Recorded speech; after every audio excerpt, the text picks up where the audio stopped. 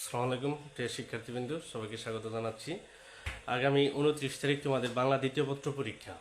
এই পরীক্ষার জন্য আমি তোমাদেরকে একটু সাজেশন দিব। আশা করি এই সাজেশন থেকেই 90 থেকে 100% কমন থাকবে। আর যেহেতু বাংলা দ্বিতীয় পত্র পরীক্ষা, এই পরীক্ষায় তোমরা কিভাবে লিখবা, কি পড়বা, কিভাবে লিখলে ভালো নাম্বার পাওয়া যায়, সে একটা দিক নির্দেশনা দিব। যদি সবগুলো ফলো করো, আশা করি 80 থেকে 90% নাম্বার পাবা, অর্থাৎ 80 থেকে 90 নাম্বার পাওয়া ব্যাপার না বাংলা দ্বিতীয় পত্রে। আর যেহেতু তোমাদের 26 তারিখ বাংলা প্রথম পত্র পরীক্ষা হয়ে গেছে, যাদের পরীক্ষা খারাপ হয়েছে আসলে এই পরীক্ষা নিয়ে টেনশন না করে, সময় নষ্ট না করে বাংলা দ্বিতীয় পত্র ভালোভাবে পড়ো, ভালোভাবে পরীক্ষা দাও। আশা করি এখান থেকে ভালো কিছু করা সম্ভব। এখন প্রথমত কথা হচ্ছে বাংলা দ্বিতীয় পত্রে ব্যাকরণ অংশ হচ্ছে 30 নম্বর, আর হচ্ছে নির্মিতি অংশ 70 নম্বর। এই হচ্ছে 100 নম্বর পরীক্ষা। তুমি যদি বাংলা ব্যাকরণ যদি ভালোভাবে পড়ো তাহলে এখানে 30-এর মধ্যে মিনিমাম 25 থেকে 28 পাওয়া ব্যাপার না। আর যদি নির্মিতি অংশ মুখস্থ যে বিষয়গুলো এগুলো যদি ভালোভাবে পড়ো, এখানে 60 থেকে 65 নাম্বার পাওয়া ব্যাপার না, অর্থাৎ তোমার 80 থেকে 90 নাম্বার পাওয়া ব্যাপার না। তাহলে আজকের এই ক্লাসটি খুবই গুরুত্বপূর্ণ। তোমরা ক্লাসটি শেয়ার করে দিবা এবং লাইক কমেন্ট শেয়ার করবা। এখন প্রথমত কথা হচ্ছে বাংলা দ্বিতীয় পত্রের ব্যাকরণে হচ্ছে 30 নাম্বার। 30-এর প্রথম হচ্ছে থাকবে উচ্চারণ। উচ্চারণ থেকে 5 নাম্বার। এখন উচ্চারণ থেকে এক বর্ণনামূলক প্রশ্ন আসবে, আর একটা হচ্ছে উচ্চারণ নির্ণয় আসবে। 8টা উচ্চারণ শব্দ থাকে বা 7টা শব্দ থাকে, এখান থেকে মিনিমাম পাঁচটা উচ্চারণ নির্ণয় করতে হবে। এখান থেকে হচ্ছে তোমার 5 নাম্বার। এখন উচ্চারণ থেকে বর্ণনামূলক প্রশ্ন কোনগুলো ইম্পর্টেন্ট সর্বোচ্চ?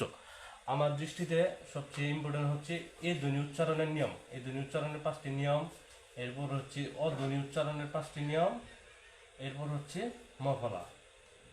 এই তিনটা, আমি আশা করি এই তিনটা থেকে একটা প্রশ্ন আসবে ইনশাল্লাহ। এছাড়াও আরেকটি প্রশ্ন করতে পারো, সেটা হচ্ছে বফলা।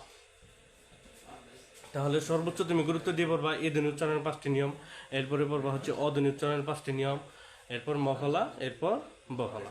আমার দৃষ্টিতে এই দুটা থেকে একটা আসতে পারে ঢাকা শিক্ষা বোর্ডের জন্য। এরপর হচ্ছে বানান। এখন বানান থেকে একটা বর্ণনামূলক প্রশ্ন আসে, যেমন হচ্ছে প্রায় পরীক্ষা, প্রায় বোর্ডেই একটা প্রশ্ন বা দুটো প্রশ্নে আসে বেশিরভাগই ক্ষেত্রে, 80% ক্ষেত্রেই। সেটা হচ্ছে যে আধুনিক বাংলা বানানের 5টি নিয়ম লেখো, না হয় বাংলা একাডেমি প্রমিত বাংলা বানানের 5টি নিয়ম লেখো। এই আর দ্বিতীয় যে প্রশ্ন আসে সেটা হচ্ছে যে বানান নির্ণয়, শুদ্ধ বানান নির্ণয়। আর এখান থেকে তুমি বানান নির্ণয় বা বানান থেকে বানানের বর্ণনামূলক থেকে প্রশ্ন পড়বা, সেটা হচ্ছে তুমি যদি তৎসম আর অতৎসম বানানের নিয়ম পড়ো। কি পড়বা? তৎসম না হয় কি অতৎসম, এই দুইটা প্রশ্ন পড়ো। এখন যে বানানের নিয়মই আসুক, যদি আধুনিক বাংলা বানানের নিয়ম আসে, তাহলে এখানে যে তুমি 10টা বানানের নিয়ম পড়বে, এই 10টা থেকে যে কোনো 5টা নিয়ম দিয়ে দিবা। যদি বাংলা একাডেমি প্রমিত বাংলা বানানের 5টা নিয়ম আসে, তাহলে এখান থেকে যে কোনো 10টা থেকে যে কোনো 5টা নিয়ম লিখে নিবা। তাহলে কি আমার হিসেবে তুমি তৎসম বানানের নিয়মগুলো একটু ভালো ব্যাপার। এরপর হচ্ছে ব্যাকরণিক শব্দ শ্রেণী। ব্যাকরণিক শব্দ শ্রেণী থেকে রচনামূলক প্রশ্ন আসে। এরপর হচ্ছে কি ব্যাকরণিক শব্দ শ্রেণী বা পদশ্রেণী নির্ণয় আসে। এখন এগুলা থেকে তুমি পড়বা কি? যদি বর্ণনামূলক প্রশ্নের জন্য আমার দৃষ্টিতে সর্বোচ্চ ইম্পর্টেন্ট হচ্ছে বিশেষ্য। বিশেষ্য কি বিশেষ্য কি বা বিশেষণ কি? বিশেষণ। এরপরে পড়বা হচ্ছে ক্রিয়া, আর হচ্ছে যোজন। আমার দৃষ্টিতে 4টা থেকে যে কোনো একটা প্রশ্ন আসবে। আর এর বাইরে যদি পড়ো আসে, তাহলে ব্যাকরণিক শব্দ শ্রেণী বা পদশ্রেণী কি, ব্যাকরণিক শব্দ শ্রেণী বা পদশ্রেণী কত প্রকার কি কি, এই শ্রেণী বিভাগ আলোচনা করো। এই প্রশ্নটা সর্বোচ্চ ইম্পর্টেন্ট, এভাবে পড়বো। আর হচ্ছে এটা কি ব্যাকরণিক শব্দ শ্রেণীর ক্ষেত্রে হচ্ছে তুমি নির্ণয়গুলো যদি ভালোভাবে দাও, তাহলে এখান থেকেই প্রশ্ন কমন থাকবে। এরপর হচ্ছে 4 নম্বর প্রশ্নে যে সব ইটা আসে উপসর্গ, না হয় কি সমাস নির্ণয়। সমাস নির্ণয় আসে, দেখা গেল যে সমস্ত পদ থাকবে, এখান থেকে সমস্ত পদের বেশ বাক্য তৈরি করতে হবে এবং কি সমাসের নাম লিখতে হবে এরকমভাবে। মানে প্রথমে সমস্ত পদ লিখতে হবে, এরপর এটার বেশ বাক্য করতে হবে, এরপর এটা কোন সমাস এটা লিখতে হবে। আসলে সমাস আমরা অনেকে পারি না, বা 50% স্টুডেন্টই পারি না। আমরা এই বিকল্প হিসেবে আমরা উপসর্গ পড়বো। আর উপসর্গ থেকে 2টা প্রশ্ন, সকল বোর্ডের জন্য 2টা প্রশ্ন। উপসর্গের কি বা উপসর্গ কাকে বলে, উপসর্গের শ্রেণী বিভাগ আলোচনা করো, না হয় কি উপসর্গের অর্থবাচকতা নিয়ে অর্থদ্যোতকতা আছে। এখন আমার দৃষ্টিতে ঢাকা শিক্ষা বোর্ডের জন্য এই প্রশ্নটা আসবে যে উপসর্গের অর্থবাচকতা নেই, উপসর্গের অর্থবাচকতা নেই, কিন্তু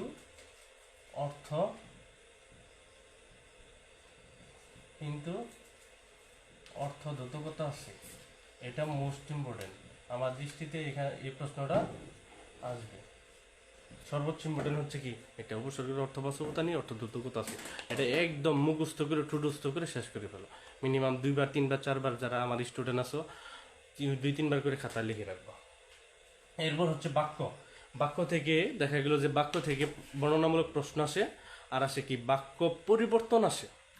বাক্য পরিবর্তন কি, যেমন হচ্ছে অস্তিবাচককে নেতিবাচক করতে হবে, প্রশ্নবোধক করতে হবে বা আশ্চর্যবোধক করতে হবে, এরকমভাবে সরল বাক্য থেকে জটিল বাক্য, যৌগিক বাক্য, জটিল বাক্য থেকে সরল বাক্য, যৌগিক বাক্য, যৌগিক বাক্য থেকে সরল বাক্য, জটিল বাক্য, এগুলো একটু কঠিন। আমার দৃষ্টিতে সকল বোর্ডের জন্য 3টা প্রশ্ন করবা। একটি সার্থক বাক্যের গুণ কয়টি, কি কি আলোচনা করো বা শ্রেণী বিভাগ, আর হচ্ছে গঠন অনুসারে বাক্য কত প্রকার এটা পড়বা, আর হচ্ছে অর্থ অনুসারে কত প্রকার এটা পড়বা। এই 3টা পড়লে একটা মাস্ট বি কমন থাকবেই, 100% কমন। এখন ঢাকা বোর্ডের জন্য হচ্ছে সার্থক বাক্যের গুণ, সার্থক বাক্যের গুণ এটা সর্বোচ্চ ইম্পর্টেন্ট। সার্থক বাক্যের গুণ মানে একটি সার্থক বাক্যের গুণ কয়টি, কি কি শ্রেণী বিভাগ আলোচনা করো, উদাহরণ সহ সংজ্ঞা সহ লিখতে হবে। এটা যদি এটা না আসে তাহলে গঠন অনুসারে কি বাক্যের শ্রেণী বিভাগ, গঠন অনুসারে বাক্যের শ্রেণী বিভাগ, এই 2টা পড়বা, 2টা থেকে একটা প্রশ্ন আসবেই 5 নাম্বার এখানে কমন। তাহলে কি আমরা বাক্য থেকে 2টা প্রশ্ন বলবো। এক হচ্ছে সার্থক বাক্যের গুণ কয়টি, সার্থক বাক্যের গুণ কয়টি, কি কি সংজ্ঞা সহ উদাহরণ সহ আলোচনা করতে হবে, না হয় কি গঠন অনুসারে বাক্যের শ্রেণী বিভাগ। এখন এই প্রশ্নের অ্যান্সারের জন্য প্রথমে বাক্যের সংজ্ঞা শিখবা। যেমন বাক্যের সংজ্ঞা কি, যে সুবিন্যস্ত পদসমষ্টি দ্বারা কোনো বিষয়ে বক্তার মনোভাব সম্পূর্ণরূপে প্রকাশিত হয় তাকেই বাক্য বলে, এভাবে পড়বা। এইভাবে আবার উপসর্গের সংজ্ঞাটা মুখস্থ করতে হবে, উপসর্গের সংজ্ঞা এরকমভাবে মুখস্থ করে নিবা। এরপর হচ্ছে 6 নম্বর। 6 নম্বরে আছে কি বাক্যের অপপ্রয়োগ, না হয় কি বাক্য শুদ্ধিকরণ। বাক্যের শুদ্ধিকরণ বা অপপ্রয়োগে বানান ভুল থাকবে, বাহুল্য দোষ থাকবে, গুরুচণ্ডালী থাকবে, এগুলা থেকে ঠিক করতে হবে। বা বহুবচন থাকবে একাধিক, উপমার ভুল থাকে, এগুলা থেকে একটা নিতে হবে। এখন এখান থেকে তুমি যা করো, যদি বাক্য শুদ্ধিকরণ লিখতে চাও তাহলে তোমার বানান শুদ্ধিকরণটা সবচেয়ে ভালোভাবে করতে হবে। এখান থেকে যদি পরে এখান থেকে 5 নাম্বার, তাহলে এই হচ্ছে 6টা প্রশ্ন, ব্যাকরণ থেকে 6টা প্রশ্ন, 6টা টপিক থেকে কত 30 নম্বরের প্রশ্ন। এখন যদি তুমি এখানে মিনিমাম 27-28 পেতে চাও তাহলে তুমি কোন প্রশ্নগুলো পারবা, বা যদি তোমার প্রস্তুতি ভালো থাকে তাহলে তুমি সবচেয়ে ভালোভাবে পারবা সেটা হচ্ছে উচ্চারণ নির্ণয়। উচ্চারণ থেকে যেমন উচ্চারণ নির্ণয় দিবা, দেখা গেল 8টা শব্দ থাকবে, 8টা থেকে 5টা শব্দের উচ্চারণ নির্ণয় দিবা। এখানে 5-এ 5, এখানে কাটার কোনো অপশন নাই। তুমি যদি 5টা নিয়ম দাও, যদি কোনো জায়গায় বানান ভুল হয়, স্যার যে টিচার খাতা মূল্যায়ন করবে 1 নাম্বার কম দিবে। যখন তুমি বানান শুদ্ধিকরণ বা শব্দ শুদ্ধ উচ্চারণ দিবা, এগুলা থেকে কিন্তু উচ্চারণ নির্ণয় দিবা, এগুলো থেকে কিন্তু নাম্বার কাটার কোনো অপশন নাই। তাহলে কি যদি তোমার প্রস্তুতি ভালো থাকে তাহলে উচ্চারণ নির্ণয় থেকে প্রশ্ন করবা, অ্যান্সার করবা। আর বানান থেকে করবা বানান শুদ্ধিকরণ বা বানান শুদ্ধ নির্ণয়, এটা কি করবা। আর উপসর্গ থেকে সমাস থেকে যদি সমাস পারো তাহলে সমাস নির্ণয় দিবা, আর যদি না পারো তাহলে উপসর্গ থেকে দিবা। এরপর হচ্ছে বাক্য থেকে বাক্য পরিবর্তনগুলো দিবা, যদি ভালো পারো, না হয় কি যে প্রশ্ন সেটা দিবা। অপপ্রয়োগ থেকে যে কোনো একটা প্রশ্ন দিবা। তাহলে আশা করি যদি তুমি এখানে যদি 5 পাও, এখানে 5, এখানে 5, তাহলে 10। আর ব্যাকরণিক শব্দ শ্রেণী থেকে ব্যাকরণিক শব্দ শ্রেণী নির্ণয় দিবা, তাহলে 15। তার উপসর্গ থেকে যদি উপসর্গ প্রশ্ন দাও বা সমাস দাও, যদি এখানে যদি 4 পাও তাহলে 19। বাক্য থেকে যদি 4 পাও তাহলে 23। আর যদি বাক্যের অপপ্রয়োগ বা শুদ্ধিকরণ থেকে যদি 5-এ 5 পাও, ভালো যদি প্রস্তুতি থাকে তাহলে তুমি 5 পাবা। এই 28 পাবা। 28 নাম্বার কাটার কোনো অপশন নাই বা কোনো টিচার কাটতে পারবে না। আমার কথা হচ্ছে এভাবে তুমি লেখো, এভাবে প্রিপারেশন না, তাহলে তোমার ব্যাকরণের 30-এ 28 পাবা ইনশাল্লাহ। এরপর হচ্ছে 7 নম্বর প্রশ্ন। 7 নম্বর প্রশ্নে আসে কি পারিবেশিক শব্দ, না হয় আসে প্যাসেজ, মানে কি বঙ্গানুবাদ করতে হবে। এখন আমার দৃষ্টিতে বা আমি তোমাদেরকে যেভাবে বলছি এর আগে, যে তোমরা অবশ্যই পারিভাষিক শব্দ এখানে প্রশ্ন করবে। এখানে পারিভাষিক শব্দ 14টা আসবে, 14টা থেকে তোমাকে 10টার অ্যান্সার করতে হবে। এখানে যদি তুমি 10টা অ্যান্সার করো, 10টা কিন্তু 1 নাম্বারও কাটার যদি হয়, একটা নাম্বারও কাটতে পারবে না। 10-এ কিন্তু 10 এখানে, তাহলে কি 10-এ 10। আর যদি তুমি বঙ্গানুপাত দাও তাহলে কিন্তু কোনো টিচারই তোমার 10-এ দিবে না, 10 দিবে না, মিনিমাম 7-8 দিবে, 7-8 দিবে। তাহলে এখানে যদি তুমি পারিভাষিক শব্দ, এখন পারিভাষিক শব্দগুলা কোনগুলা পাবা? বিগত সালে বোর্ড প্রশ্নে যেগুলো আছে, যতগুলো আসছে বারবার যেগুলো আসছে, এগুলো একদম ভালোভাবে পড়া বইতে আছে। এরপর হচ্ছে এই যে এবার যে রেভুলেশন হয়েছে, জুলাই অভ্যুত্থান হয়েছে, এগুলা নিয়ে, রেভুলেশন নিয়ে, আন্দোলন নিয়ে বা অভ্যুত্থান নিয়ে, প্রতিবাদী বা বিপ্লবী, বিদ্রোহী, এগুলা নিয়ে যত ব্লকেট, এগুলা নিয়ে যত পারিভাষিক শব্দ আছে সবগুলো একদম মুখস্থ এবং ঠোঁটস্থ করে ফেলবা। তাহলে পারিভাষিক শব্দ এখানে কিন্তু 10-এর 10 পাওয়া ব্যাপার না। আর হচ্ছে আরেকটি বলতে মনে নাই আমার, সেটি হচ্ছে যে এই যে ব্যাকরণ অংশ 6টা, এখন এগুলা তুমি যে এই যে 5-এ 5 পাবা, 5-এ 5 পাবা, 5-এ 5 পাবা, 5-এ 5 পাবা, মানে 4টার প্রশ্ন যে 20 পাবা, 20 পাবা কিভাবে? কারণ বিগত সালে যে বোর্ড প্রশ্নগুলো আসছে, যেমন উচ্চারণ নির্ণয়, যখন তুমি উচ্চারণ নির্ণয় দিবা, বিগত সালে যত উচ্চারণ নির্ণয়, যত বোর্ড প্রশ্নে আসছে, পরীক্ষা আসছে, ওগুলা তুমি দিবা। ওইগুলা একটু প্র্যাকটিস করো এই 2-1 দিন, ওগুলা থেকে প্রশ্ন আসবে। এরকম বানান শুদ্ধিকরণের যত বানান শুদ্ধিকরণ আসছে, বোর্ডে যতগুলো আসছে, ওইগুলো একটু ভালোভাবে পড়ো। এরপর টেস্ট পেপারে যেগুলো আছে এগুলো একটু ভালোভাবে পড়ো। এরপর হচ্ছে ব্যাকরণিক শব্দ শ্রেণী, বিগত সালের কয়েকটা যদি তুমি ব্যাকরণিক শব্দ শ্রেণী বোর্ড প্রশ্নগুলো দেখো, এখান থেকে কমন থাকবে। ওরকমভাবে বাক্যের অপপ্রয়োগ, বাক্য শুদ্ধিকরণ, এগুলা থেকেই কমন পাওয়া। আর সমাজ যদি দাও তাহলে সমাজ থেকে 2টা প্রশ্ন পড়বে। এই 2টা প্রশ্ন যে কোনো একটা বা প্রত্যেকটা বোর্ডেই এইগুলা থেকে আসতে পারে। যেমন হচ্ছে বৈষম্য বিরোধী এর এটি কোন সমাস, তারপর হচ্ছে গণ অভ্যুত্থান কোন সমাস। তাহলে আমরা এরপর গেলাম কি পারিভাষিক শব্দ। এরপরে 8 নম্বরে আছে কি দিনলিপি প্রতিবেদন। এখন দিনলিপি প্রতিবেদন, এখন আমার দৃষ্টিতে এখান থেকে তুমি প্রশ্নের অ্যান্সার করা দরকার। দিনলিপি লেখার নিয়মগুলো তুমি জানবা। দিনলিপি লেখার নিয়ম প্রায় একই নিয়ম, ওইভাবে লিখবা, দেখবা যে এখানে ভালো একটা নাম্বার পাবা। আর দিনলিপির নিয়ম যারা স্টুডেন্ট, যারা 5 নাম্বার তোলা নিয়ে কষ্ট, 5 নাম্বার নিয়ে ওঠানো নিয়ে কষ্ট আছে বা কিছু পড়ো না এতদিন, তোমরা কিছু দিনলিপি পড়বা। দিনলিপি পড়লে যে দিনলিপি আসে তুমি তোমার মতো করে বানিয়ে লিখতে পারবা। যেমন কলেজের প্রথম দিন, স্বাধীনতা দিবস উদযাপন উপলক্ষে, বৃক্ষরোপণ উপলক্ষে, এগুলো নিয়ে বিভিন্ন দিনলিপি আছে, বা ঐতিহাসিক স্থান ভ্রমণ, এগুলো নিয়ে। যদি দিনলিপি দাও তাহলে মিনিমাম 8 নাম্বার পাবে, বা 8 থেকে 7 নাম্বার পাবা আশা করি। এরপর হচ্ছে বৈদ্যুতিন চিঠি আর হচ্ছে আবেদনপত্র বা দরখাস্ত। এখান থেকে আমার দৃষ্টিতে তুমি বৈদ্যুতিন চিঠি মানে কি ইমেল দিবে। ইমেলটা একদম শর্ট, এটা ফ্রম টু, এইভাবে যা যা লেখা দরকার, সিসি, তারপর সাবজেক্ট যা যা লেখা দরকার, সময় এগুলো লিখে দিবা। আর ইমেলটা একদম শর্ট হয়, ওই শর্ট হিসেবে লিখবা, সময় কম লাগবে, 1 পেজে শেষ করতে পারবা। সেই হিসেবে তোমার বৈদ্যুতিন চিঠি বা ইমেলটা দিবা। ইমেল যদি দাও, যদি নিয়ম থাকে ইমেলে প্রথমে ফ্রমে তারপর হচ্ছে টু, এখানে ইমেল যে অ্যাড্রেসে পাঠাবা ওটা কিন্তু কখনো বড় হাতে লেখা যাবে না, ছোট হাতে লিখতে হবে। তাহলে যদি এভাবে লেখো মিনিমাম 7 থেকে 8 পাবা। এরপর আসি 10 নম্বর। 10 নম্বর আছে কি সারাংশ, সারমর্ম বা সারসংক্ষেপ বা ভাবসম্প্রসারণ। এখান থেকে আমার দৃষ্টিতে তুমি সারাংশটা ভালোভাবে পাবা। যদি সারাংশ না আসে, সারমর্ম বা সারসংক্ষেপ আসবে। আর পাশাপাশি যারা আছো তারা কি ভাব সম্প্রসারণ করতে পারো। কিন্তু আমার দৃষ্টিতে সারাংশ দিবা। সারাংশ যেহেতু ছোট, আর সারাংশটা অবশ্যই 4 থেকে 6 বাক্য, 4 থেকে 6 বাক্য এর উপরে লেখা যাবে না। 4 থেকে 6 বাক্যে সারাংশ শেষ করতে হবে। আর যদি ভাব সম্প্রসারণ দেখো তাহলে মিনিমাম 2 থেকে 3 পৃষ্ঠা, মিনিমাম কত 2 থেকে 3 পৃষ্ঠা দিতে হবে। যদি সারাংশ লেখো তাহলে 7-8 পাবে, ভালো না, 7টা। এরপর আসি সংলাপ। 11 নম্বর প্রশ্ন আছে কি সংলাপ ক্ষুদিগল্প। এখান থেকে এখন তুমি দিবে কি দিবা। সংলাপ মানে কি ডায়লগ, ইংলিশে যে আমরা ডায়লগ লিখি ওই ডায়লগটা।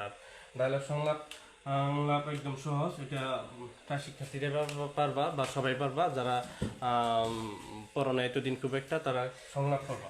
আর সংলাপ লেখার নিয়ম কি, প্রথমেই সংলাপ যত বড় লিখতে পারো 3 থেকে 4 পৃষ্ঠা বা মিনিমাম 2 থেকে 3 পৃষ্ঠা। আর মূল পয়েন্টগুলো কি এটা লিখবা। আর সংলাপ লেখার ক্ষেত্রে প্রথমে কখনো hi, hello, how are you এগুলা লিখবা না।